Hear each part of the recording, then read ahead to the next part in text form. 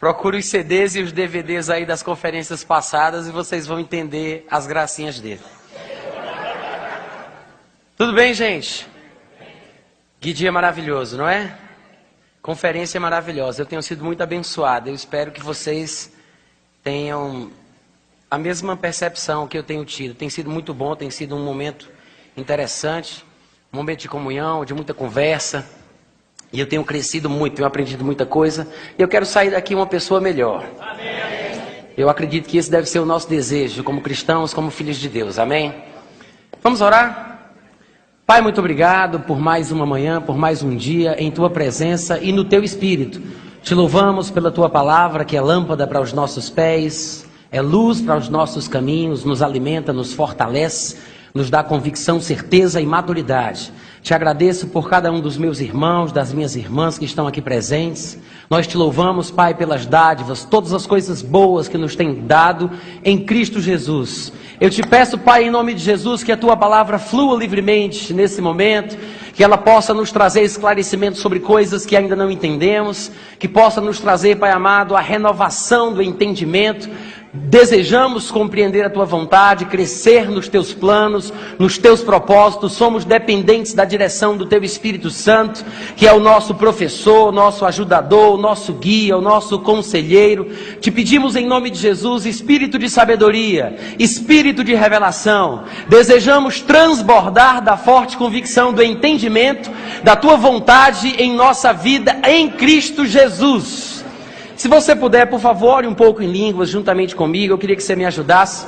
Você pode levantar a sua voz. Eu sei que a Bíblia diz que se entrarem indoutos e ouvirem as pessoas orando em línguas, elas vão se escandalizar, mas aqui não tem possibilidade de entrar incrédulo nenhum. Fica à vontade. Restrakla flapro riverivichek serian ramaplade riotokloboria riverivam treda ramapaktarioso riverivitriandaba zef rividipak neterial ravalai ruzi al recleploflombri al ramaplate teriassa ravanate clerito sol rivivantra praktaiтереко sol riverivic as aknekderia ruvata plaklateria res plakla trillerivandre oh la plakla plate kioriol romba al riverivitre laxal relevam ramapa lekdeteria rus al retelerictalia prafa druhadrilirisa rosandrenere wow secleria plafrelere dranara. Te louvamos, Pai, pela Tua graça, pela Tua revelação, pela Tua sabedoria, pelo Teu Espírito Santo, pelo Teu poder sobre a nossa vida. Te agradecemos pelo privilégio de conhecer as profundezas do Teu coração. Em Cristo Jesus. Quantos podem dizer amém? Quantos podem gritar um aleluia? Quantos podem dizer prega, Natan? Muito obrigado, graças a Deus. Vocês acham as minhas línguas muito estranhas?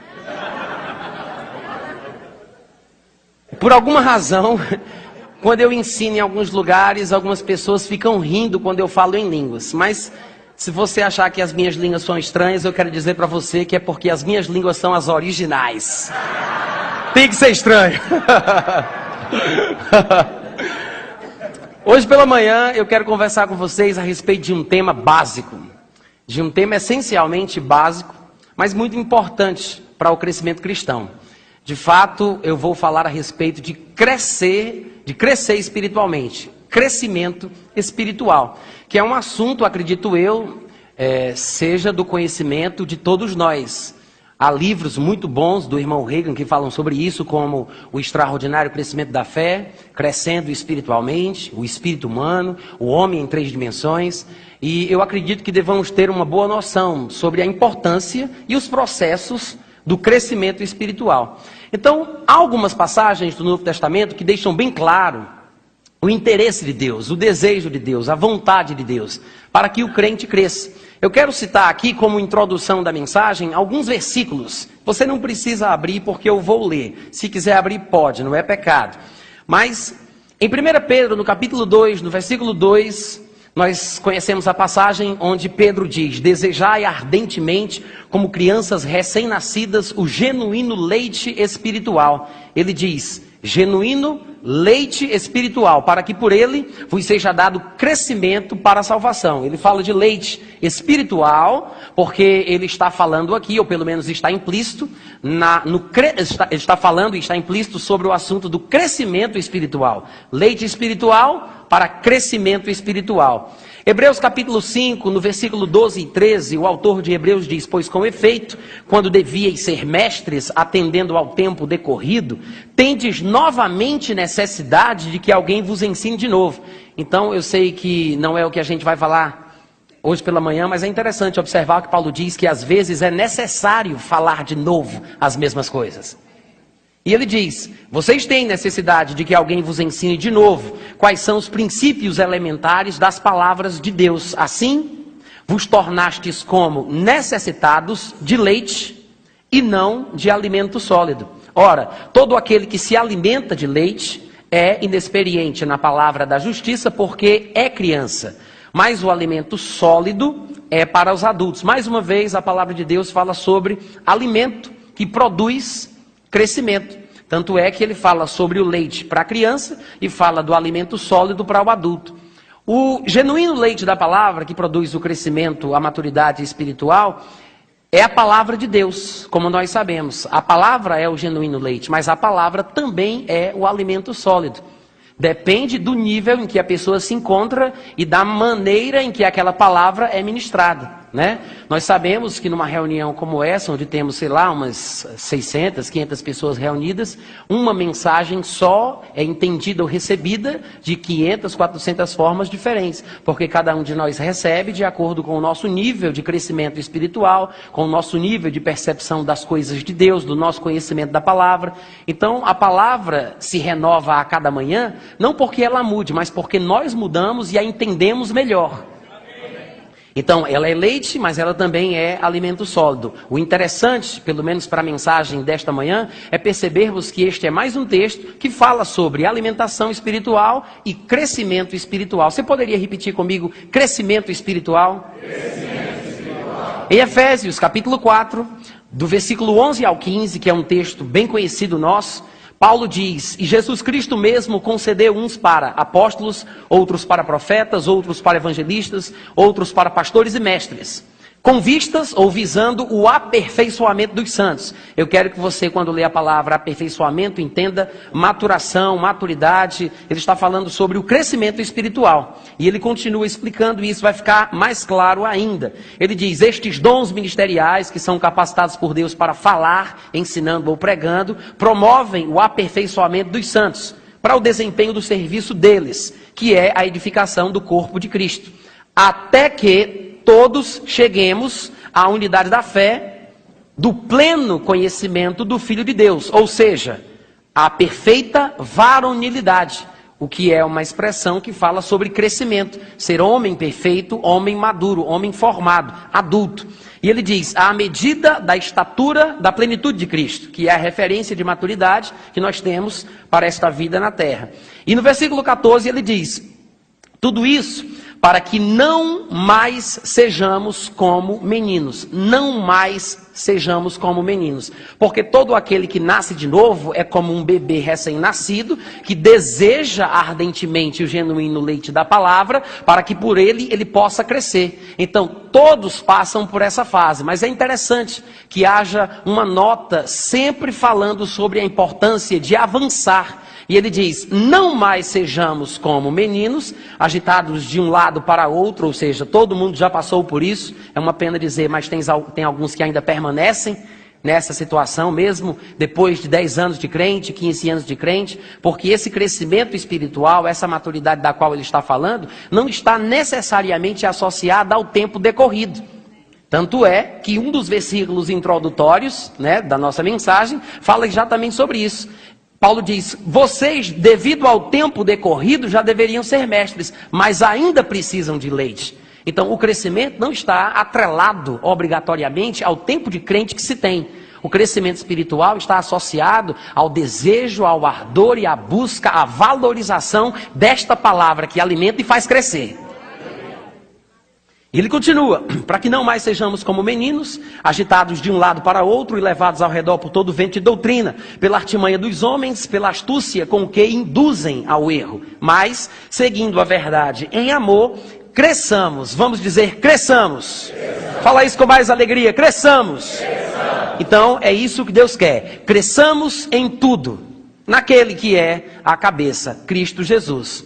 Uma outra passagem que poderia também falar sobre o mesmo assunto, ainda que pareça não estar associado ao tema, mas está, é 1 Timóteo capítulo 2, versículo 4, quando Paulo diz que Deus deseja que todos os homens sejam salvos e deseja que os que já foram salvos cheguem ao pleno conhecimento da verdade. Eu não sei se você observou, mas em Efésios 4, o próprio Paulo, que escreveu 1 Timóteo 2,4, que escreveu Efésios 4, do 11 ao 15, ele fala exatamente a mesma coisa. Quando ele fala sobre o nosso crescimento, que é da vontade de Deus que a gente amadureça, ele diz, para que todos cheguemos à unidade da fé, e ele diz, chegar ao pleno conhecimento do Filho de Deus, que depois ele explicando diz, ou seja, a perfeita varonilidade, que está falando sobre crescimento espiritual, maturidade espiritual. Chegar ao pleno conhecimento do Filho de Deus é a mesma coisa de chegar ao pleno conhecimento da verdade. Quantos concordam comigo? Jesus é a verdade, chegar ao pleno conhecimento do Filho é chegar ao pleno conhecimento da verdade. Chegar ao pleno conhecimento da verdade é uma expressão que pode nos atrapalhar no nosso estudo da palavra e na nossa compreensão das Escrituras. Porque pode parecer que Paulo está dizendo que nós devemos ter o alvo de saber de todas as coisas plenamente. Porque ele fala sobre chegar ao pleno conhecimento da verdade. Mas quantos aqui já sabem que não tem como a gente saber de tudo? Se você já sabe que não tem como saber de tudo, então você já sabe muita coisa importante. O que Paulo está dizendo aqui não é que a gente vai saber de tudo plenamente, mas ele está falando sobre chegar a esta maturidade cristã, onde não vou ser mais comparado a um menino agitado de um lado para outro, um adulto que come alimento sólido, que tem um conhecimento básico de Deus suficiente para não se deixar levar por doutrinas várias e estranhas. Amém, irmãos? Então esse é o sentido. Quando chega em 1 Coríntios, no capítulo 14, no versículo 20, Paulo também diz, irmãos, não sejais meninos no entendimento. Eu gosto dessa expressão. Paulo diz, não sejam meninos no entendimento. Ele classifica a meninice, atrelando a ideia à compreensão, ao entendimento, mostrando a importância que é nós sabermos, entendermos certas coisas. O nosso novo nascimento, a nossa recriação, quando nós fomos tirados do império das trevas e transportados para o reino do Filho do seu amor, na verdade o que aconteceu foi uma iluminação, foi o conhecimento que chegou e nos libertou do reino de Satanás. A Bíblia diz que nós escapamos das contaminações do mundo por meio do conhecimento do nosso Senhor Jesus Cristo. Em Colossenses 1:21 está escrito que nós éramos inimigos de Deus no entendimento. A Bíblia diz que Satanás cega o entendimento dos incrédulos para que não lhes resplandeça a luz do Evangelho de Cristo. E aqui ele diz que é da vontade de Deus que não sejamos meninos no entendimento. Isso quer dizer, a pessoa pode nascer de novo, ser iluminada, receber o conhecimento básico para ter a recriação do seu espírito, mas não sair da meninice. Foi iluminado no entendimento, se libertou das contaminações do mundo por meio do conhecimento do Senhor Jesus, não é mais inimiga no entendimento, mas é menina no entendimento. Existe a possibilidade. E Paulo diz, não sejam meninos do entendimento, meninos na malícia, mas adultos no entendimento. Então existe um crescimento espiritual e existe uma espécie de fortalecimento ou amadurecimento intelectual, emocional também. Às vezes não paramos para pensar sobre a importância de todas estas coisas, mas tudo isso faz parte do crescimento da vida do homem. Pensar, sentir, falar, se locomover. Paulo ele diz isso muito claramente em 1 Coríntios, no capítulo 13, ele diz, quando eu era menino, eu falava como menino, eu sentia como menino, eu pensava como menino. Quando cheguei a ser homem, deixei as coisas próprias de menino, falar, sentir, pensar. Não que ele não pensasse mais, Não que ele não sentisse mais, não que ele não falasse mais, mas a forma de falar, a forma de sentir, a forma de passar, de pensar mudou. É possível sermos meninos no entendimento, mas nós podemos crescer também. Podemos ser adultos no entendimento, adultos espiritualmente. Quantos concordam comigo? E eu não sei porquê, mas eu tenho a impressão de que algumas pessoas não conseguem associar a ideia de que maturidade tem tudo a ver com independência e responsabilidade. Quando nós falamos sobre a pessoa ser madura, eu acho que seja fácil concordarmos que isso significa que ela se torna responsável. Todo mundo concorda, quem é maduro é responsável. Mas parece que às vezes temos dificuldade de entender que quem é maduro é independente. Talvez porque nós tenhamos uma falsa impressão da palavra independência. Pensamos que ser independente seja uma coisa ruim, porque afinal de contas nós conhecemos músicas que falam sobre a nossa dependência de Deus, a nossa dependência da palavra, a nossa dependência disso e daquilo, e às vezes pensamos que esta seja a única utilização da palavra dependência ou independência. Mas ser independente, eu vou dizer hoje aqui pela manhã, eu espero um grito de aleluia, já cantei a pedra, hein? Eu vou dizer hoje aqui pela manhã, independência é uma coisa boa. Ser independente é bom. Eu sei que tem muita gente que pode ficar preocupada com o que o povo vai pensar com aquilo que eu disse. Mas eu não prego para crente rebelde, eu prego para os santos. Se eu for me preocupar com o que o povo vai pensar com aquilo que eu digo, eu não vou dizer aquilo que eu penso. Amém, gente? Mas maturidade, independência e responsabilidade são termos que estão relacionados entre si. E como eu falei, repito, independência é uma coisa boa. Você já parou para pensar como é bom, né, para aqueles que têm essa experiência, não depender de outros para comer, não depender de outros para andar, para se vestir? Existem duas situações que eu selecionei para exemplo na mensagem de hoje pela manhã, que falam sobre dependência. As duas situações são as seguintes: a criança que depende, né, porque estamos falando sobre crescimento espiritual. A criança é dependente dos pais. Quantos concordam comigo? A criança é dependente dos pais. E o tetraplégico, aquele homem, aquela pessoa que é paralítica nos braços, nas pernas, o corpo inteiro, e tem pouquíssimos movimentos em seu organismo, em seu corpo.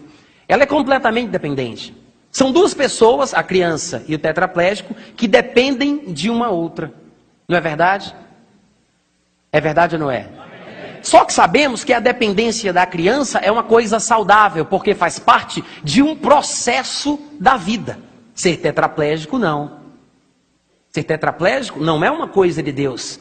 Não é uma fase do nosso crescimento. É uma coisa ruim. É uma dependência ruim, negativa, que nós sabemos de onde vem. Não procede de Deus.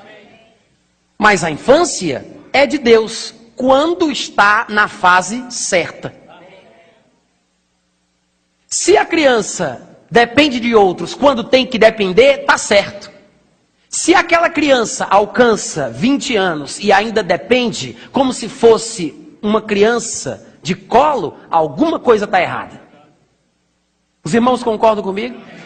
Pelos textos que nós vimos aqui, nós podemos fazer um paralelo entre o crescimento natural e o crescimento espiritual. E aqueles que leem os livros do irmão Reagan sabem que ele faz a mesma abordagem, apresentando princípios espirituais dentro de verdades do mundo natural, que é o que nós chamamos de analogia. É uma relação de semelhança entre coisas diferentes, ou de forma mais religiosa e bonita, é uma parábola. O fato é que nós podemos entender o seguinte: a criança precisa depender, vai depender, é responsabilidade dos pais cuidar daquela criança, levar nos braços, vestir a roupa, alimentá-la na boca, mas até um certo tempo. E é da responsabilidade dos pais forçar a criança a ser independente no momento certo. É da responsabilidade do pai proclamar a independência da criança, forçar a criança para a maturidade, tem que soltá-la dos seus braços, tem que fazê-la andar, tem que fazer isso, gente, é preciso, é necessário. Agora, se você parar para pensar e de repente um pai entrar dentro de um culto no domingo à noite com a criança carregada nos braços e colocá-la na primeira fileira para poder participar do culto, e na hora que o pai solta aquela criança de 32 anos de idade, e aquele menino começa a pular e a saltar, nós pensamos, puxa, ele deveria ser doente e foi curado, glória a Deus, aleluia. Eu não sei vocês, mas a primeira coisa que eu faria seria chegar para aquela pessoa e perguntar como foi o milagre. Mas se a pessoa dissesse, não, meu pai me trouxe nos braços porque ele me ama. Justifica? Justifica? Não. Mas tem muito líder, muito pastor, muito ministro, que é responsável por congregações, por igrejas, que tem usado a desculpa de dizer que amam e tentam carregar nos braços. Mal percebem que isso faz mal para o carregado e para o carregador. Faz mal. Porque você pode estar criando um monstro e nem sabe.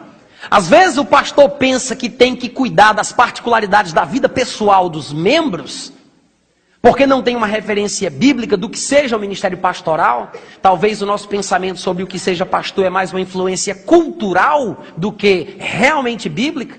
E às vezes pensamos que o pastor tenha que se meter nas particularidades da vida pessoal do crente, da sua igreja. E talvez seja por isso que se criou o hábito em nosso meio do pastor orar pelo carro quando a pessoa compra, ungir a casa nova, abençoar o seu local de trabalho, sentir paz a respeito da pessoa com quem você vai casar. Se você vai fazer uma viagem, eu que digo se você pode ou não pode. Se você vai sair da minha igreja, você tem que sair com a minha bênção. Quer fazer o rema? Eu digo se pode ou não pode. Eu é que sei se você está pronto, amado. E se você chega para essa pessoa e diz, rapaz, isso não é bíblico, a Bíblia fala diferente. Nós somos guiados em primeiro lugar pela palavra de Deus, que é lâmpada em nossos pés, é luz nos nossos caminhos. Em segundo lugar, pelo próprio testemunho do nosso coração. Em terceiro lugar, pelo Espírito Santo. Em quarto lugar, pelas visões, revelações e coisas diferentes. Você está se deixando guiar pelo pastor. Não, eu sou guiado pelo meu próprio Espírito. Ele só traz a confirmação. Sabe que tem gente que sabe falar bonito para poder fazer as coisas feias? Se esconde atrás de desculpas com versículos da Bíblia que expressam ainda mais a sua ignorância. E eu estou falando sobre crescimento espiritual. Mas o fato é que essa dependência, a princípio, pode parecer uma coisa boa que traga segurança. Porque qual é o pastor que não gosta de saber que tem as ovelhas na mão? Eu não estou falando dos dízimos, gente. Eu estou falando das vidas.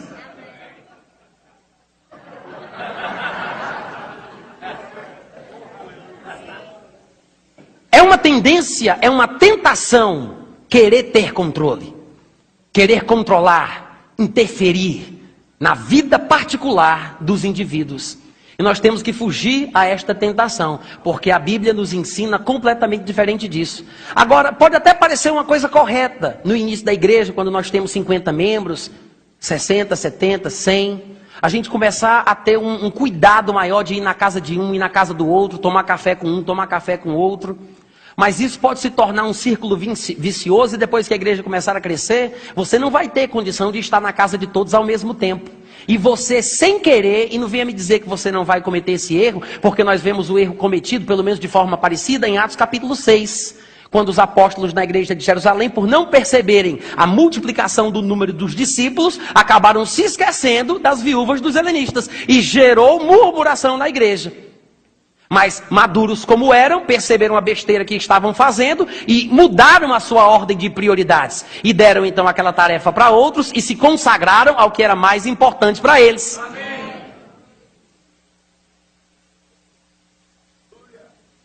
E vai acontecer das pessoas lhe julgarem mal. E vão pensar que você faz recepção de pessoas, sem fazer. Você está querendo ser bom sem entender que não consegue. O problema é que às vezes a gente tenta ser bom para todo mundo e acaba deixando de ser justo. E estraga as coisas e sofre as consequências. Eu fico imaginando, se uma criança, naturalmente falando, se ela for normal, saudável, e ela for bem alimentada, ela vai crescer ou não vai? Se as pessoas não estão crescendo e não estão conseguindo enxergar as coisas com seus próprios olhos, se elas não estão andando com as próprias pernas, se elas não são pessoas, ouça o que eu vou dizer, independentes, alguma coisa está errada. É por isso que no Brasil, e claro, não só no Brasil, mas em muitos lugares do mundo, mas pelo menos aqui, que é uma realidade próxima da que a gente vive, nós vemos igrejas que colocam muletas da fé terem sucesso. Porque o povo quer, o líder gosta, então fica tudo certo. Eu faço o povo acreditar que a oração do homem de Deus vai curar a sua vida, vai resolver os seus problemas, vai te dar o que você precisa. Mas eu estou com dúvida, o homem de Deus vai buscar o Pai e vai te dizer... O homem de Deus é mais sensível. O homem de Deus sabe. E assim a gente vai se acostumando com coisas erradas. E é por isso que tem tanto sucesso, porque o povo não quer se esforçar. E nem o líder quer que ele se esforce. O líder quer que o povo venha para que o líder diga o que é certo e o que é errado. E as pessoas continuam na infância a vida inteira. Uma anomalia da natureza. O normal é crescer. E por mais que seja saudável e seja carregada nos braços, também não está certo. Não está certo. Alguma coisa está errada. E às vezes nós não pensamos sobre isso, mas acabamos aderindo a... Eu estou falando de nós, do verbo da vida. Acabamos aderindo a princípios que beiram o ridículo e não percebemos. Porque sem perceber, aprovamos alguns comportamentos que minam a verdadeira fé. Porque colocamos a dependência no povo, a dependência do povo, em nós. Na oração forte do homem de Deus, no corredor polonês dos 492 apóstolos.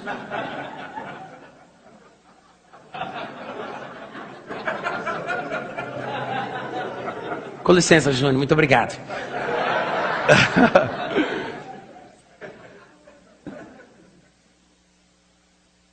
Até esqueci o que ia dizer.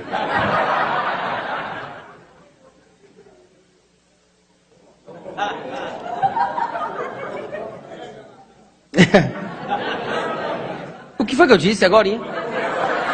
Hã? Mas não lembrei não. Vamos para frente. Independência é uma coisa boa. Diga, independência é bom. Agora, eu fico pensando, porque em Gênesis capítulo 21, no versículo 8, nós temos uma passagem que fala sobre o desmamamento de Isaac.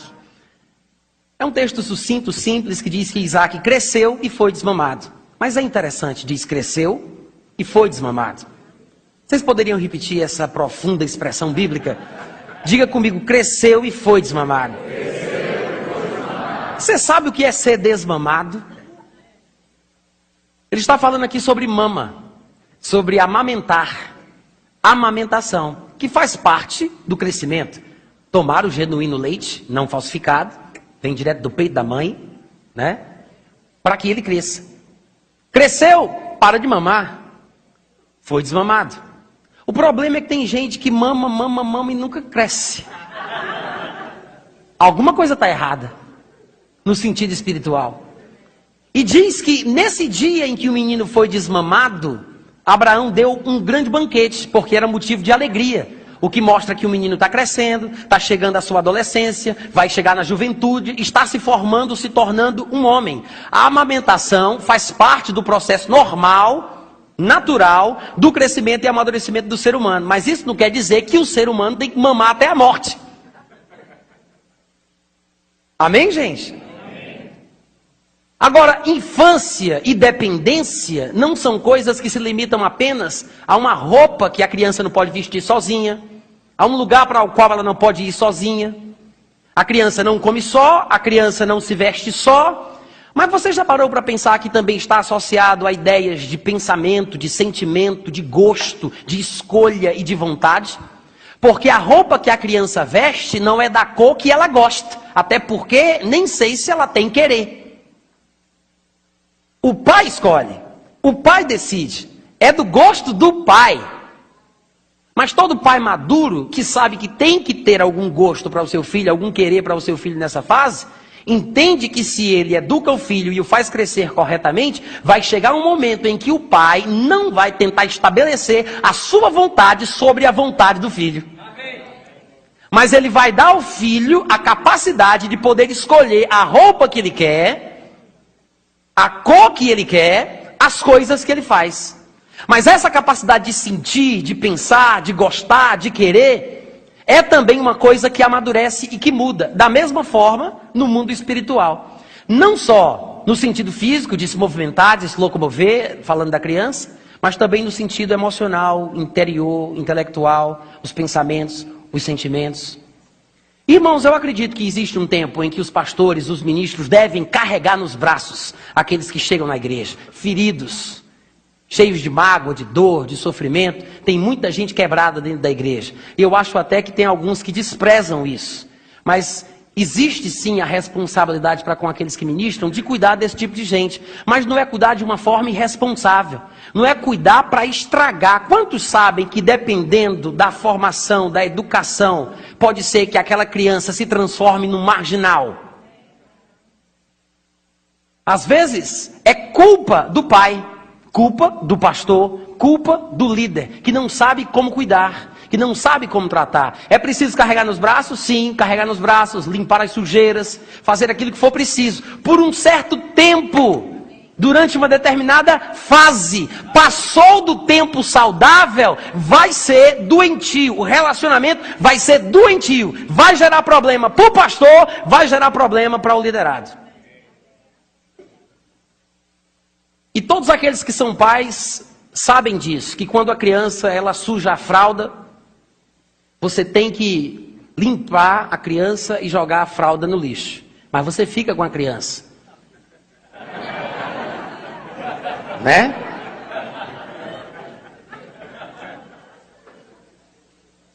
Limpa a criança, joga a fralda no lixo, mas fica com a criança. Você não pode fazer todos os gostos da criança, mimá-la. Chega um momento em que você tem que privá-la de certos tratamentos, certos cuidados, certos mimos exagerados. Da mesma forma que nós temos crianças mimadas, nós podemos gerar crentes mimados também. Vou dar um exemplo. Imagina um crente que vem para a igreja o tempo inteiro e que é dedicado. Trabalha, faz tudo, dá o dízimo, dá a oferta, varre, limpa, faz o que for necessário, joga o pano, cai debaixo do pano, o que for preciso ele faz. Um dia, esse crente, por alguma razão na vida, fica doente. E como a igreja é muito dinâmica e sempre tem muita coisa para fazer, pode acontecer dos pastores, da liderança, dos ministros, não perceberem a ausência daquela pessoa na igreja. Ficou adoentada, ficou em casa e não perceberam a ausência dela. 2 dias, 3 dias, 1 semana, 2 semanas. E a pessoa lá no leito de enfermidade, que poderia até se levantar para ir para a igreja, mas porque ela espera um cuidado, uma atenção, uma ligação, um carinho, um afago, quem sabe, ela não sai, ela fica em casa esperando a iniciativa da liderança, que a acostumou mal. E como não aparece, como não ligam, como ninguém vai atrás, de repente Satanás começa a dar instruções para ela. Tá vendo aí, besta? Tu vai para a igreja todo dia, tu dá o dinheiro, tu dá o teu dízimo, dá a tua oferta, tu trabalha, faz o que é preciso. Na hora que tu precisa, ninguém liga para tu. Ninguém te manda um cartão, ninguém manda flores, ninguém vem aqui te visitar. Tá vendo aí como tu é besta, o que tu tá fazendo? Aí a pessoa olha e diz, puxa, Satanás, tu abriste os meus olhos.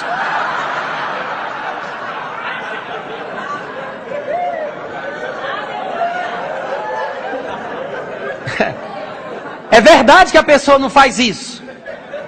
Mas é como se fizesse, porque dá lugar a um pensamento diabólico como esse. Mas às vezes a culpa não é só do crente mimado, ele foi mimado por alguém. Ele foi mimado por alguém. E o mimador vai ser responsabilizado. Amém, gente? Jesus falou que quando uma comida entra pela boca, ela vai para o ventre e do ventre vai para um lugar escuso. E quando essa comida vai para um lugar escuso, ela já não é mais chamada de comida. Todos aqui sabem dessa diferença? Se você porventura tiver alguma dúvida, levante sua mão, nós queremos orar por você.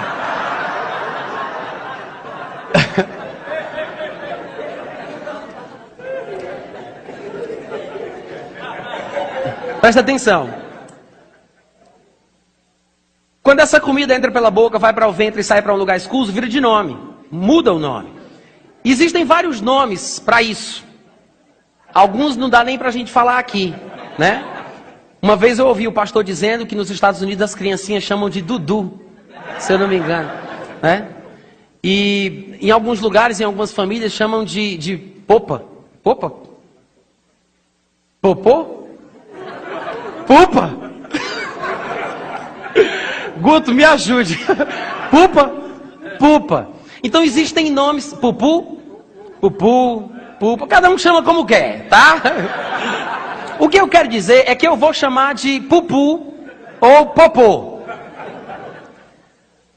Diz uma história, para que você possa entender o que eu vou falar aqui. Diz a história que uma criança que foi muito mimada, um dia se acordou de madrugada, às 3:30 da noite, pulou em cima da cama do pai, começou a pular em cima do pai e dar tapa na cara dele e dizer: papai, eu quero comer pupu! Eu quero comer pupu! E o pai acordou, olhou para ele e disse: o que é isso, menino? Você é louco? Que conversa é essa? Eu quero, papai, comer pupu! E você sabe que criança mimada é fogo, bate na cara da mãe, chuta na perna da mãe e a mãe não faz nada. É porque o pastor Bando não está perto. Porque se tivesse, no instante fazia.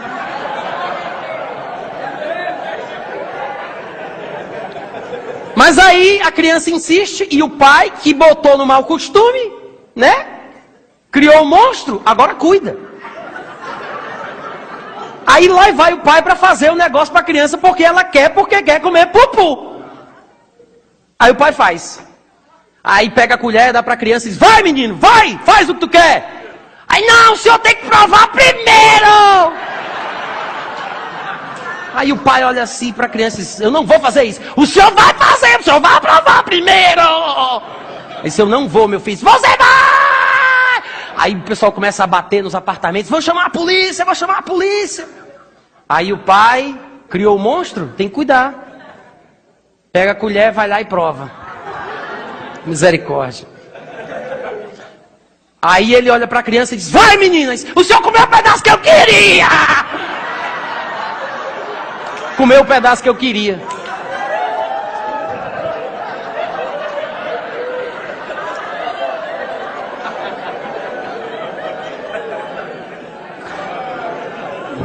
Você nunca mais vai esquecer dessa história. O que você faz, volta para você. Criou um monstro? Vai ter que cuidar. E o problema é que às vezes a gente não pensa nos perigos da nossa abordagem, da nossa liderança, do nosso cuidado. E a gente faz besteira contra a nossa própria vida. E às vezes, irmãos, nós achamos isso normal, mas não é normal. Nós temos que entender que existem pessoas que precisam de ajuda, e até Jesus ele fazia isso. Em Marcos capítulo 2, no versículo 9, a Bíblia fala de uma passagem muito interessante. Fala de um homem que era paralítico e que precisava de cura. E ele, se não me engano, foi baixado por 4 amigos dentro da casa de Pedro. E a Bíblia diz que Jesus viu a fé deles e disse para ele: filho, os teus pecados estão perdoados. E os religiosos começaram a murmurar e questionar, dizendo: quem é ele para perdoar pecados? Só um pode fazer isso, que é Deus. E Jesus ele argumenta de forma interessante. Ele faz uma pergunta, mas eu acho que às vezes a gente não não percebe o que está nas entrelinhas daquilo ali. Jesus diz no versículo 9 de Marcos capítulo 2, o que é mais fácil dizer ao paralítico, estão perdoados os teus pecados, ou dizer, levanta-te, toma o teu leito e anda? O que é mais fácil, irmãos? Dizer para um paralítico, o que é mais fácil? É dizer, Deus te ama, Ele não está com raiva de você, Ele não está pegando os seus pecados e trazendo contra você em forma de enfermidade. Deus te perdoou, você está em paz com Deus, você pode se levantar. Ou dizer, ei, aleijado, se levanta, anda. O que é mais fácil dizer para um paralítico? Mandar ele andar ou mostrar para ele que Deus o perdoou? Para que ele se anime para receber a cura. O que é mais fácil? Dizer que Deus perdoou. Jesus disse, o que é mais fácil dizer para o paralítico? Estão perdoados os pecados? Ou dizer, levanta-te e anda? Mas para que saibais que o Filho do Homem tem autoridade na terra para perdoar pecados, ele disse ao paralítico, se levanta, toma o teu leito e anda. Mas o que me interessa é o que passa na cabeça de Jesus. Porque a argumentação dele foi, o que é mais fácil para o paralítico? Irmãos, isso é lindo demais. Jesus se compadece do sofredor, se compadece da pessoa ferida, se compadece do doente, vai até o nível dela e diz, o que é mais fácil para ele receber a cura? Receber a bênção. Isso expressa a misericórdia de Deus, a bondade de Deus, a graça de Deus. Deus sempre procura a maneira mais fácil de te alcançar. Se ele não consegue, não é porque ele não tem interesse. Às vezes é porque não pode. Ele só faz e só vai até onde ele pode ou o espaço que lhe dão. Mas Jesus demonstra isso claramente. Ele procura a maneira mais fácil, a forma mais fácil. E quando nós conferimos outros textos da Bíblia, nós vemos que existem situações em que facilitadores espirituais são promovidos por Deus para que as pessoas recebam a bênção. Nós temos, por exemplo, a passagem de Tiago, capítulo 5, versículo 14, que diz, está alguém entre vós doente, chame os presbíteros da igreja, e estes façam oração sobre ele, ungindo-o com óleo, em nome do Senhor. É um facilitador. Não quer dizer que todas as pessoas que estiverem doentes, só vão ser curadas, se eu ligar na casa do pastor, para pedir para ele trazer o óleo de Israel, White Flyer Invocation, para orar. Não. Existem situações e situações. Existem casos e casos. Pessoas e pessoas. Às vezes, é preciso pedir a oração do pastor. A Bíblia mostra aqui.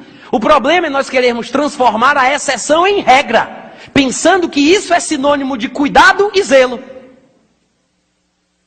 E as pessoas que não são ensinadas corretamente começam a criticar o pastor. E começam a dizer, isso aí lá é pastor, isso aí nunca me visitou, nunca foi na minha casa tomar café com bolacha queijo e crack, pode ser mestre, pastor mesmo é que não é. Tem gente assim. Não sei onde aprenderam isso, mas tem quem pense desse jeito. Existem casos e casos. Nós vemos, por exemplo, em Atos capítulo 9, no versículo 12, que fala que as pessoas pegavam lenços e aventais do uso pessoal de Paulo, que era levado para outras pessoas que tinham doenças e eram atormentadas por espíritos malignos.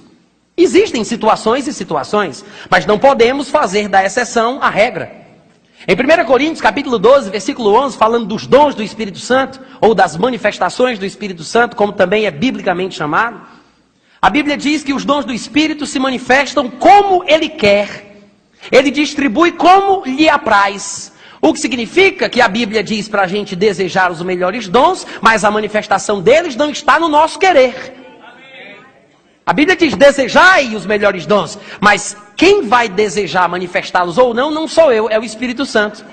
Eu não posso garantir e nem tentar produzir uma manifestação do Espírito Santo. Eu não posso garantir que vai haver uma operação de milagres hoje pela manhã. Não posso garantir que vai haver uma manifestação do dom da fé. Eu não posso garantir que vai haver uma manifestação de um dos dons de curas. Mas eu posso garantir que esta palavra funciona 24 horas por dia.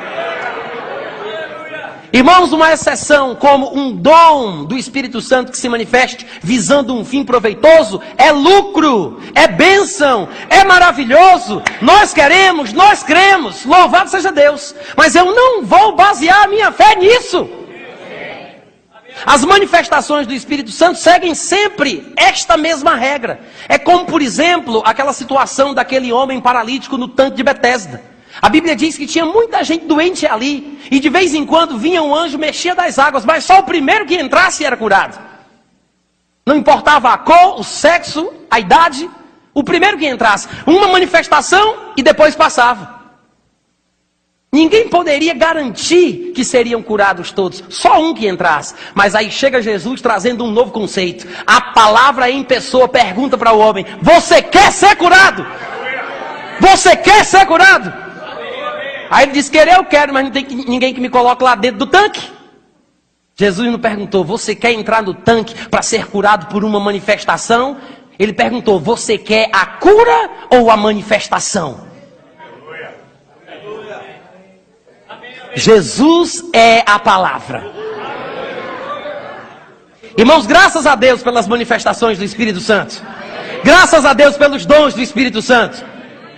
Mas são coisas, dons, bênçãos que se manifestam, mesmo que visando um fim proveitoso, quando o Espírito Santo quer.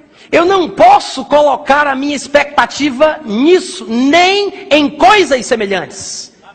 E como líder, eu acredito que eu tenho que ter a responsabilidade de ensinar de uma forma tal que eu prepare na igreja pessoas crentes, maduras, que são adultas no entendimento,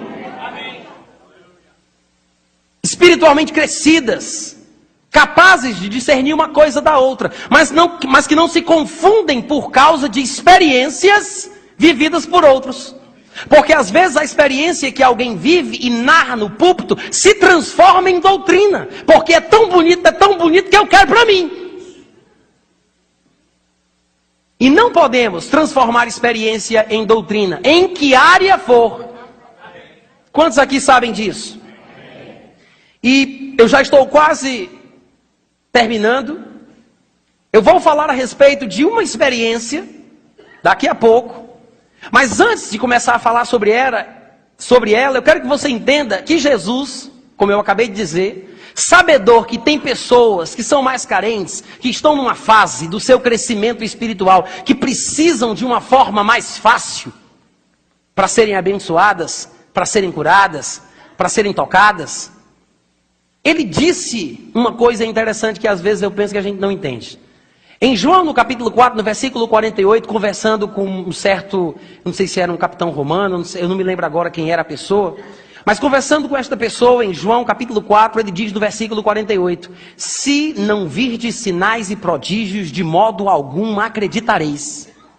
Vocês já pararam para pensar sobre isso? Jesus diz, se não vê sinal, se vocês não virem sinais e prodígios, vocês não vão acreditar. Eu compreendo claramente o que Jesus está dizendo. Ele falou que é preciso ver para crer. Eu gosto desse suspense. Não significa que ver para crer seja a vontade de Deus para todos os homens. Mas existem situações e situações. E há sinais, dons, curas e prodígios para facilitar a aproximação do pecador para Deus. É exatamente por isso que o evangelista dos 5 dons ministeriais, que é aquele que tem mais contato com as pessoas que menos creem, mais tem dons, mais tem sinais, mais tem curas. Leia os evangelhos e você vai ver na própria vida de Jesus textos e expressões bíblicas que dizem que o povo, depois que viu, creu. E Jesus disse, se vocês não verem, falando como nós falamos hoje em dia, né? Vocês não vão crer. Jesus sabia que tinha gente que precisava ver para crer. Até mesmo Tomé, um dos discípulos de Jesus, ele foi considerado por Jesus como crente por ter visto. Ele disse em João 20, 29, porque me viste, creste? Bem-aventurados os que não viram e creram. Às vezes nos prendemos mais na parte, mesmo sem entender. Não viram e creram, e não percebemos que Jesus reconhece o fato de que Tomé creu porque viu. Jesus disse, Tomé, porque viste, creste, mas bem-aventurados os que não viram e creram. Mas ele diz, você creu porque viu. Então, eu poderia dizer, é bíblico ver para crer, mas não é o melhor de Deus. Uma criança, por exemplo, se nós soltássemos uma criança de 3 anos de idade aqui nesse ambiente, por ela não ter a mesma capacidade de abstração que o adulto tem, essa capacidade de se concentrar nas palavras, e entender a mensagem, discernir o sentido, por a criança não ter essa mesma capacidade que nós, ela passa, corre, grita, cai no chão, rola, faz barulho, porque para ela não tem nada que seja importante, não há nada que lhe chame a atenção. Quer chamar a atenção da criança, quer abençoar ela de alguma forma, explicar, ensinar, coloque alguma coisa colorida que faz barulho na qual ela possa pegar e morder. Criança é assim. Às vezes nós somos como crianças espirituais. Nós precisamos sentir, pegar, morder, cheirar, ver. A Bíblia diz, os sinais seguirão aqueles que creem. Mas hoje em dia tem muito crente besta seguindo os sinais. A Bíblia diz para os sinais seguirem os que creem, e não os que creem seguirem os sinais. Aí o que acontece? Os sinais seguem o crente segue os sinais. Os sinais seguem o crente segue os sinais. Fica igual um cachorro correndo atrás do próprio rabo. Andando em círculos, sem sair do lugar. Na infância. E por sinais, a gente poderia colocar aqui muita coisa. Não somente coisas do mundo físico, mas até mesmo sinais no âmbito espiritual. Porque às vezes nós transportamos a nossa religiosidade de um ambiente para outro.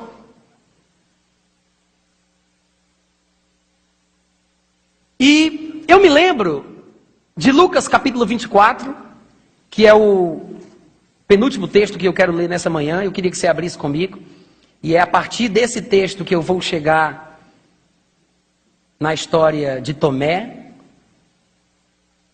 porque eu acho muito interessante o que aconteceu ali, e eu acho que os princípios que esse texto contém são muito esclarecedores, podem nos trazer iluminação, crescimento, maturidade espiritual. Em Lucas no capítulo 24, vocês devem lembrar que este era o primeiro dia da semana, é o que diz o versículo 1. No primeiro dia da semana, alta madrugada, foram as mulheres ao túmulo. Então é um dia longo e acontecem muitas coisas neste primeiro dia da semana, que é o dia em que Jesus Cristo ressuscita. Você vai ver que no versículo 13 vai começar a falar da história daqueles 2 discípulos que estavam no caminho para Emaús. E diz que 2 deles estavam de caminho para uma aldeia chamada Emaús, distante de Jerusalém, 60 estádios. Aproximadamente 11 quilômetros de caminhada. E nós sabemos o resto da história. A Bíblia diz que Jesus se põe no caminho com eles, mas a Bíblia fala que porque eles estavam tomados de demasiada tristeza, não conseguiram reconhecer Jesus. Se Jesus estivesse diferente, com o corpo brilhando, alguma coisa desse tipo, eles saberiam que não era um homem normal. E talvez tivessem reconhecido. Mas provavelmente ele não tinha um diferencial físico ou aparente, a ponto de não o reconhecerem, porque o acharam uma pessoa comum. Mas você sabe que quando a pessoa está entrando na beira da depressão, ela não enxerga um palmo na frente do nariz? Todos sabem disso? Eles estavam tomados por tristeza e estavam como que, diz a Bíblia, impedidos de o reconhecer.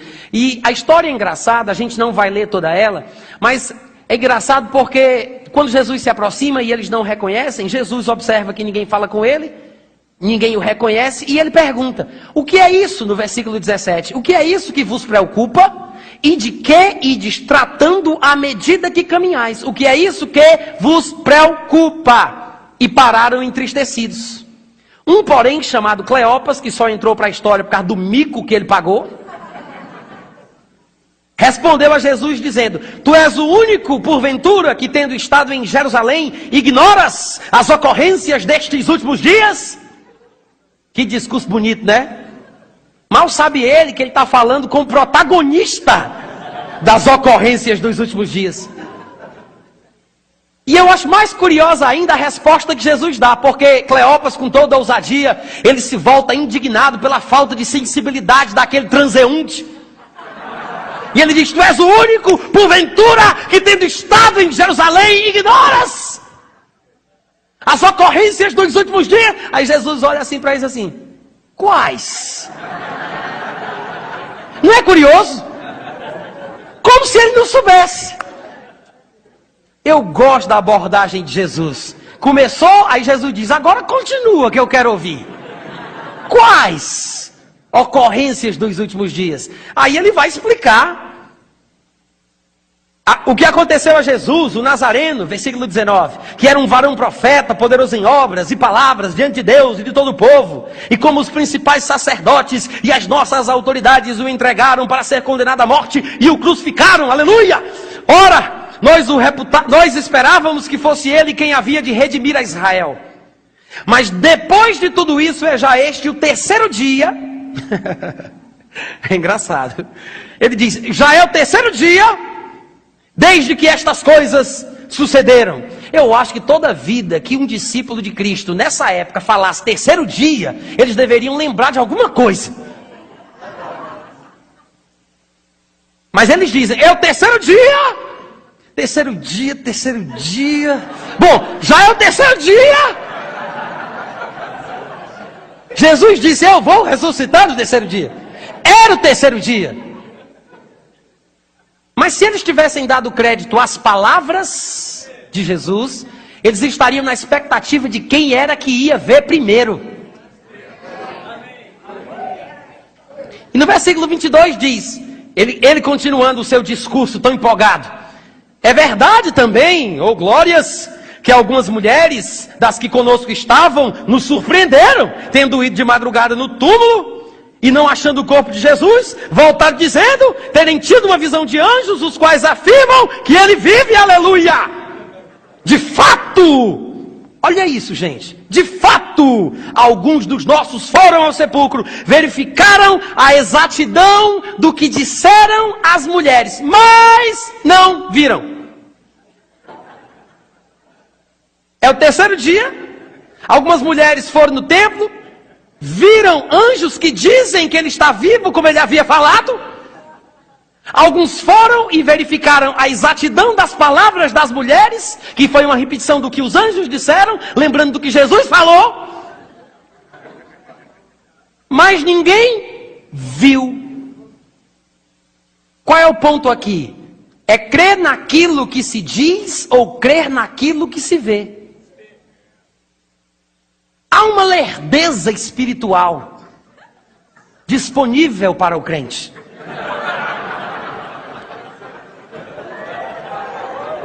Jesus vai dizer isso aqui daqui a pouco.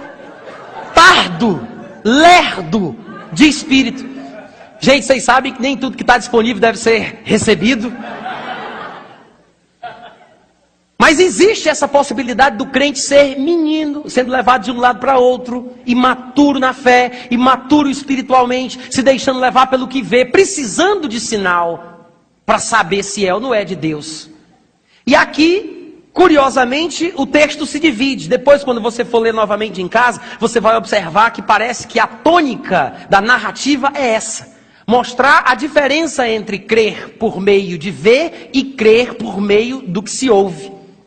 Porque eles dizem isso, não viram. Então, diz o versículo 25, Jesus os repreende dizendo: ó nécios e tardos, lerdos, vagarosos.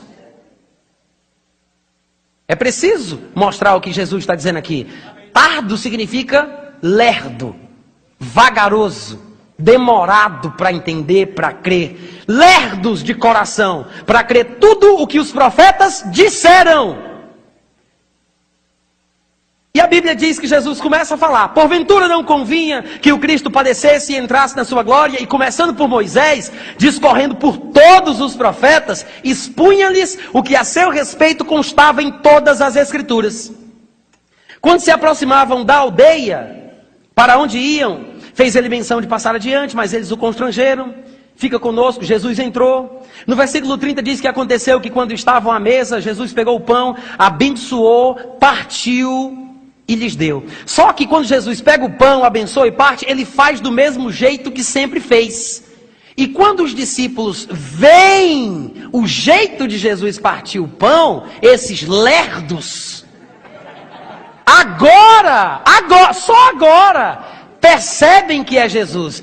Por isso a Bíblia diz que quando Jesus abençoou, partiu e fez do mesmo jeito de sempre, e eles viram, então, naquele momento, se lhe abriram os olhos e o reconheceram. E Jesus olhou para eles e disse, tchau.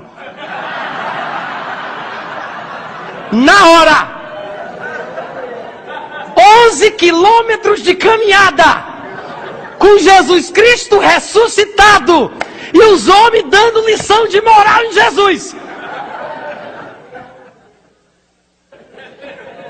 Se fossem um pouquinho mais maduros ou sensíveis à palavra, se não fossem tão voltados para sinais, para o que vem, se não estivessem ainda nessa fase, talvez tivessem sido abençoados antes. Por quê? Porque eles depois reconhecem. Do versículo 32, olham um para o outro, bando de abestado.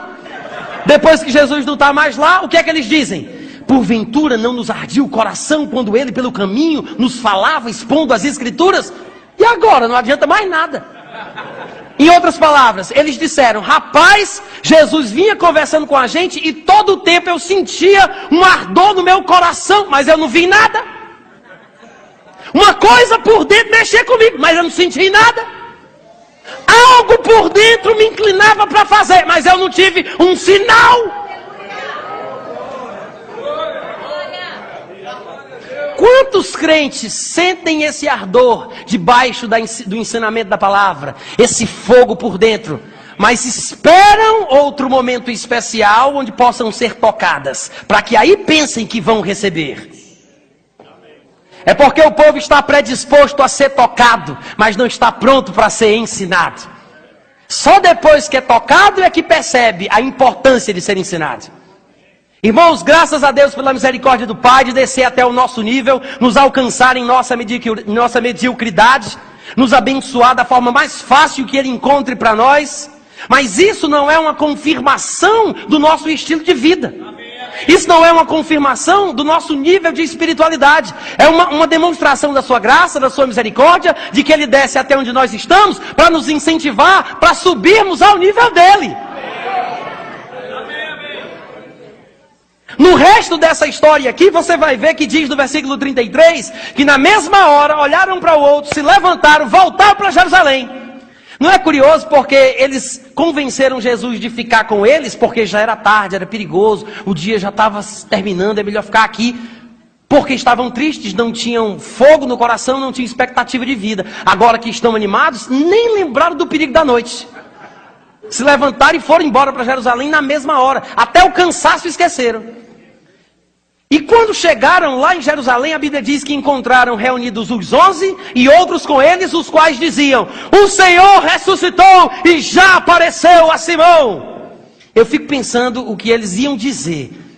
Eu acho que Cleópas disse assim, vamos contar o que aconteceu? Mas vamos, assim, não vamos dizer aquela parte que eu repreendi. Assim, dos dois...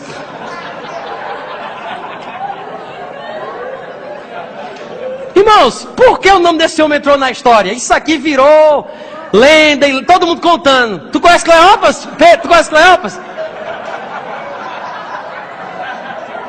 Ô Cleópas, conta aqui o teu testemunho, Cleópas, vem cá.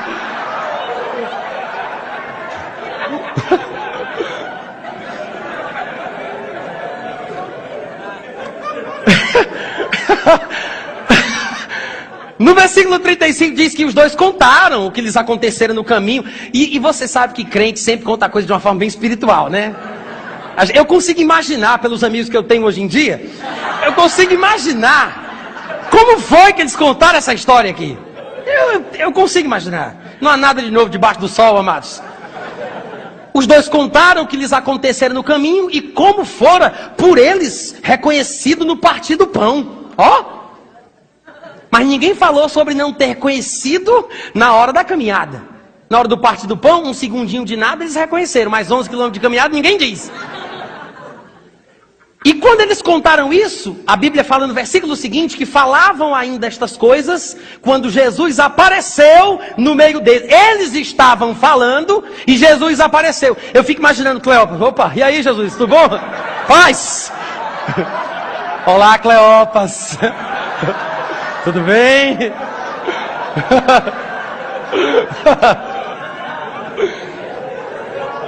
Salve, mestre.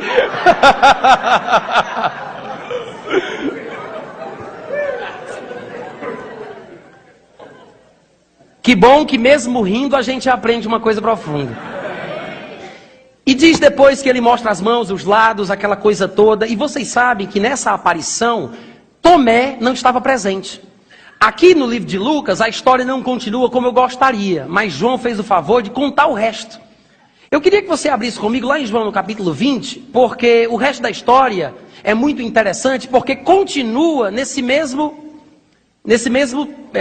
mesma passada, com essa mesma abordagem. E vai servir de explicação e fechamento para essa mensagem de hoje pela manhã.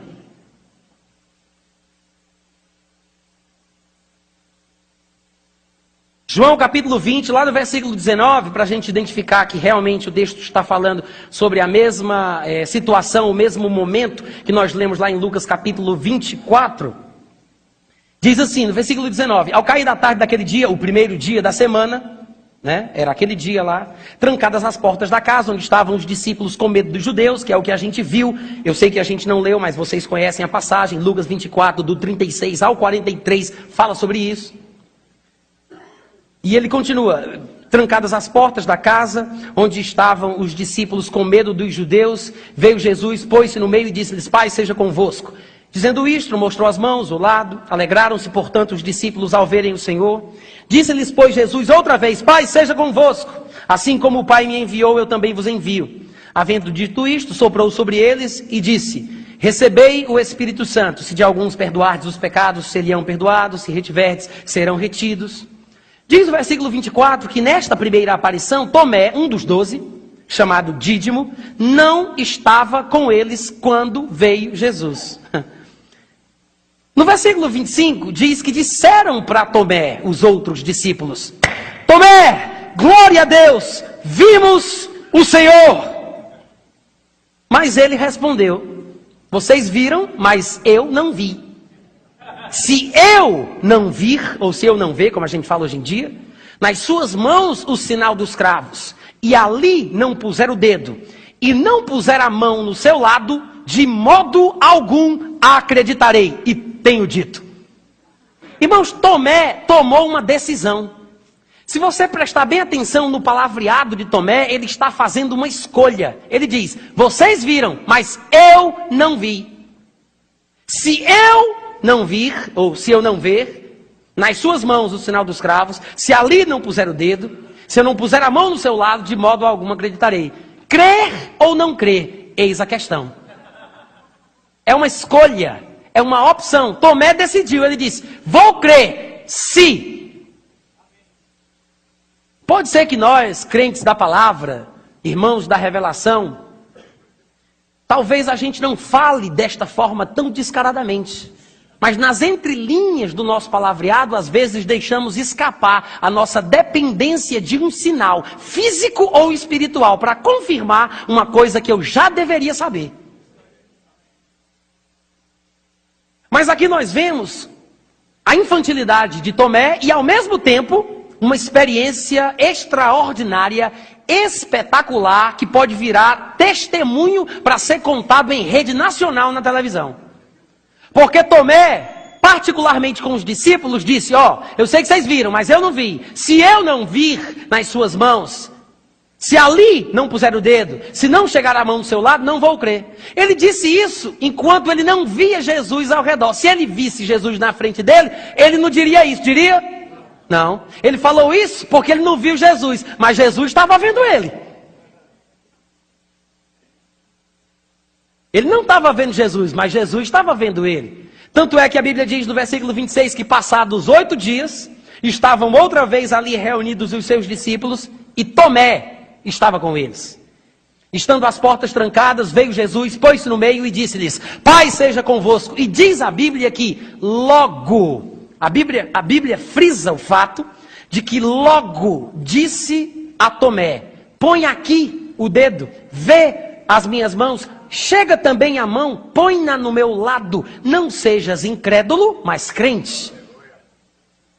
Irmãos, tintim por tintim, como a gente diz, todos os detalhes da petição de Tomé ele teve. Tomé disse no versículo 25, se eu não vir nas suas mãos o sinal dos cravos. No versículo 27, Jesus disse, vê as minhas mãos. No versículo 25, Tomé disse, se ali não puser o dedo. No versículo 27, Jesus respondeu, põe aqui o dedo. No versículo 25, Tomé falou, e não puser a mão no seu lado. Jesus, no versículo 27, respondeu, chega também a mão, põe no meu lado. No versículo 25, Tomé disse, de modo algum acreditarei. Jesus respondeu no versículo 27, não sejas incrédulo, mas crente. Tintim por tintim. Eu quero saber quem daqui teve uma experiência de repreensão tão linda quanto essa.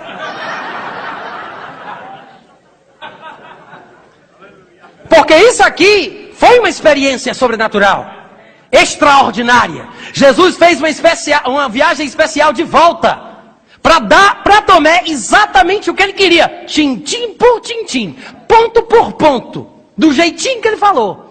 Agora, irmãos, quantos aqui sabem que esta experiência maravilhosa também é vergonhosa? Mas sabe o que nós fazemos? Nós sentimos orgulho de contar o nosso testemunho sem perceber a besteira que a gente está fazendo. Porque existe o lado espiritual, existe o lado sobrenatural, existe o lado extraordinário, e a gente tão cego por não compreender a palavra, por não entender o que ela diz sobre certas coisas, demonstramos a nossa ignorância em público e nos sentimos seguros. Tomé teve uma experiência maravilhosa.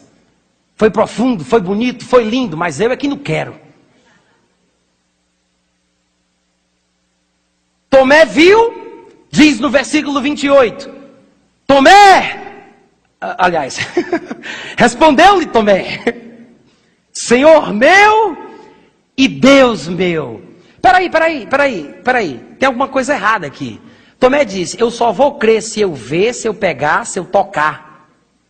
Ele não disse, eu só quero ver. Ele disse, eu quero ver, quero botar o dedo ali e chegar a mão no lado. Aí ele vê, aí ele diz, Senhor meu e Deus meu. Aí Jesus diz, só porque viu já creu.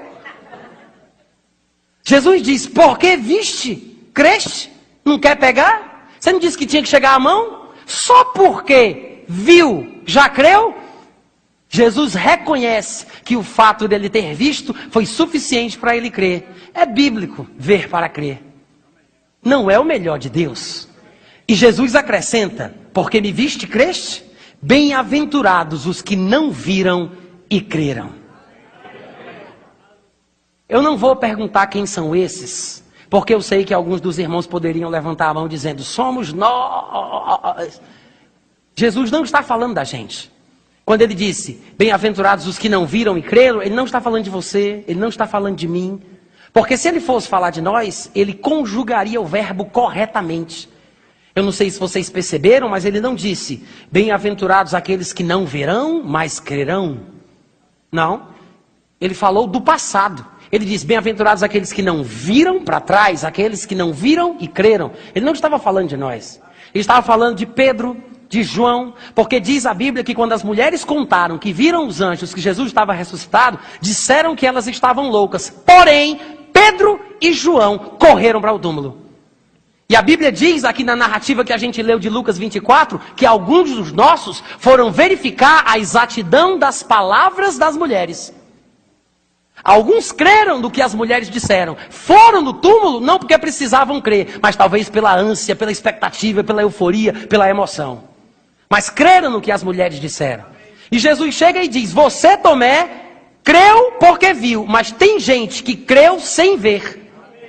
Bem-aventurados os que não viram e creram. Se ele quisesse falar da gente, ele teria falado, como ele fez lá em João capítulo 17. Eu não oro somente por estes. E no versículo 20 ele fala, mas também por aqueles que vierem a crer em mim por intermédio da sua palavra. Ele não estava falando de você e de mim, ele estava falando de outros crentes. O problema é que tem gente que pensa que significa o seguinte, eu tive a sorte de não ver Jesus, então sou mais bem-aventurado que Tomé. Ou seja, graças a Deus que eu não vi, porque eu já sou mais bem-aventurado. Não é o fato da gente não ver que faz a gente ser mais abençoado. O princípio é, você crê naquilo que ouve, você crê naquilo que a palavra diz, você crê no que os profetas disseram. A bem-aventurança do crente da nova aliança se encontra na valorização do leite genuíno que produz crescimento espiritual. Irmãos, graças a Deus pelas manifestações dos dons, pelas formas fáceis que Deus encontra para nos alcançar, mas que nós possamos ter consciência que precisamos crescer rumo à maturidade em Cristo Jesus.